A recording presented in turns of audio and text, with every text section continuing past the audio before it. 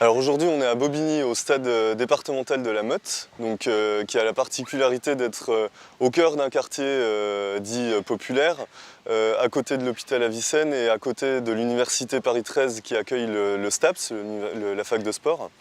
Et on organise avec le département de la Seine-Saint-Denis et des comités sportifs départementaux partenaires ce qu'on appelle l'été en herbe. Donc c'est un dispositif qui permet à des milliers de jeunes et d'enfants de tout le département de pratiquer gratuitement tout l'été des activités physiques et sportives avec un encadrement de qualité, qualifié et dans une logique cette année de stage sportif.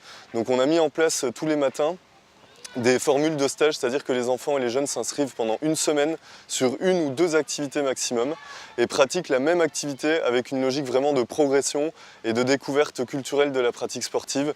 L'idée étant de faire aussi un peu le lien avec Paris 2024 et de faire émerger une génération de sportifs, mais avec cette ambition de qualité et de performance vraiment pour toutes et tous. Alors le sport en Seine-Saint-Denis, c'est une histoire très forte. Il y a énormément d'acteurs très engagés, des acteurs associatifs, des collectivités territoriales, beaucoup de bénévoles, beaucoup d'éducateurs qui au quotidien sont impliqués très fortement pour permettre à la population de pratiquer vraiment un ensemble d'activités physiques et sportives. Et pour nous, au quotidien, c'est, comme je le disais tout à l'heure, une façon de lutter contre les inégalités. On considère la pratique sportive comme un droit essentiel pour la population, pour s'émanciper vers une forme de bonheur et pour aussi rompre avec les soucis du quotidien que beaucoup de personnes ici rencontrent.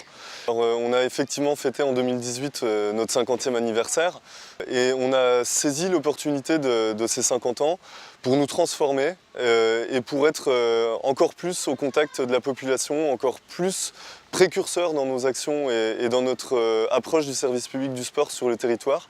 Et on a aussi mis en place un plan d'action, de nouvelles actions, de nouvelles initiatives sportives, avec de nouvelles formes de pratiques, ouvertes à la fois aux licenciés et à toute la population.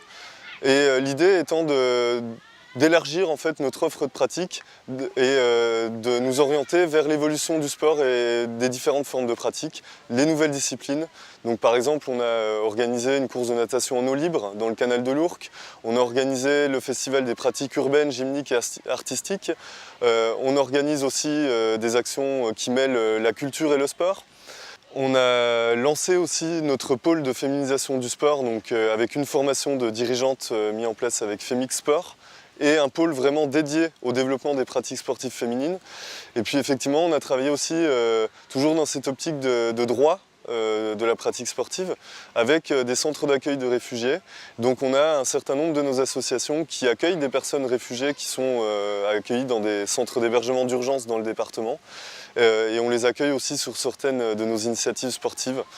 L'idée de nos 50 ans, c'est vraiment de mettre en place ce plan d'action en 2018 et de le pérenniser par la suite, avec comme échéance un petit peu 2024 qui nous donne un cap et une perspective pour atteindre nos objectifs. On est très heureux d'accueillir les Jeux Olympiques et Paralympiques de 2024 en Seine-Saint-Denis et en France. Quand on est sportif et quand on est dans le sport, on ne peut que se réjouir d'accueillir la plus grande compétition sportive internationale.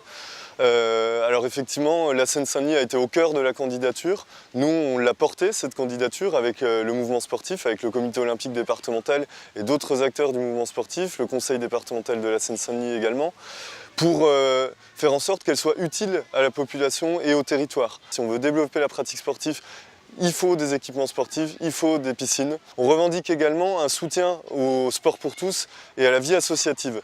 Si on veut développer la pratique sportive, il faut aussi permettre à nos associations, à nos bénévoles, à nos éducateurs de pouvoir intervenir et de pouvoir agir au quotidien à travers l'offre de pratique qu'on peut déployer dans les fédérations, que ce soit à la FGT, mais aussi dans les autres comités sportifs départementaux, dans les clubs. Ça passe aussi par la formation.